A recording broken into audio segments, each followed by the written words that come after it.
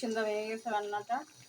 কেমন হয়েছে সবাই কাঁচা তরকারি চিংড়ি মাছ দেয় কমেন্টে জানাইবেন। এখন ভালো থাকেন, লাইক কমেন্ট করে পাশে থাকবেন। এখানে চিংড়ি মাছ নিচ্ছি, এটা দিয়ে এই যে কাঁচা কাঁঠাল ছিল ফ্রিজে ডিপে, সেটা নামাইছি। কাঁচা কাঁঠাল রান্না করব।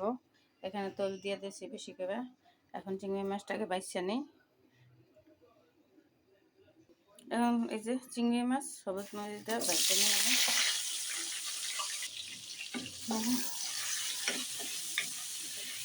চিংড়ি মাছ আছে,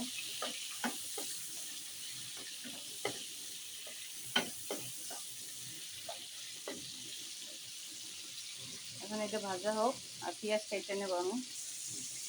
এখন আমি এটার মধ্যে পেঁয়াজটা দিয়ে দিতে আছে।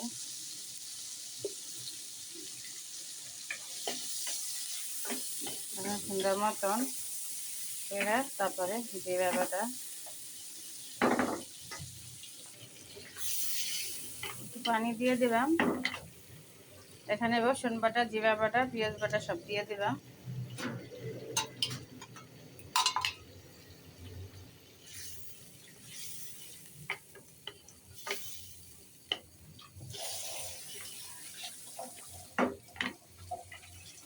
হলুদের গুঁড়ো,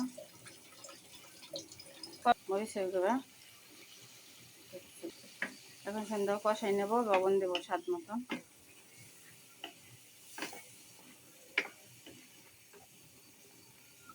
দেখো আমরা পেঁয়াজ বাটা, পেঁয়াজ কাটা, জিরা রসুন বাটা সুন্দর কষানো হোক। আর দেখেন কত সুন্দর কালারটা হয়েছে,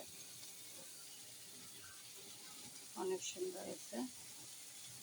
যে কাঁঠালটা সুন্দর কষানো হোক আর ভালো মতন, যেহেতু চিংড়ি মাছ কষানো, তারপর কাঁঠাল দিয়েও কষাবো।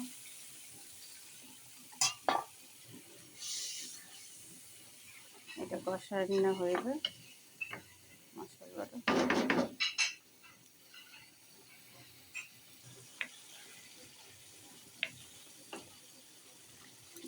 টমেটো ছিল দিয়ে দিচ্ছি।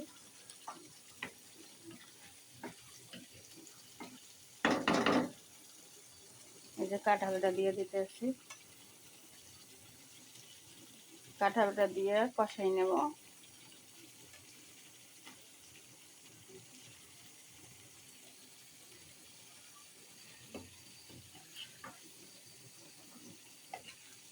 নাড়া দিয়ে নিয়ে এই যে কষানোটা দেখবো। এই যে আলহামদুলিল্লাহ কষানোটা সুন্দর হয়েছে।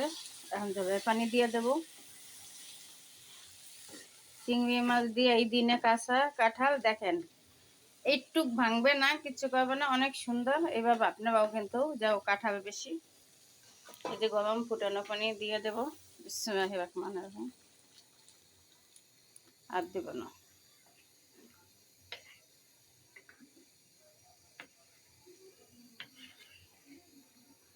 এই যে এইটাই সুন্দর হয়ে যাবে। ধনিয়া পাতা নাই, যেহেতু জিরা বাটা বেশি লাগবে না, ধনিয়া পাতা থাকলে ভালো হইতো।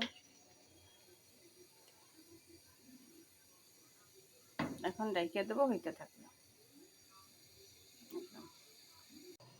এই যে এখন দেখবো আলহামদুলিল্লাহ হয়ে গেছে কাঁঠালের তরকারিটা। আর এতটুকু এই যে আলহামদুলিল্লাহ অনেক সুন্দর হয়ে গেছে রান্নাটা। কেমন হয়েছে সবাই কাঁচালের তরকারি চিংড়ি মাছ দেয় কমেন্টে জানাইবেন। এখন ভালো থাকেন, লাইক কমেন্ট করে পাশে থাকবেন।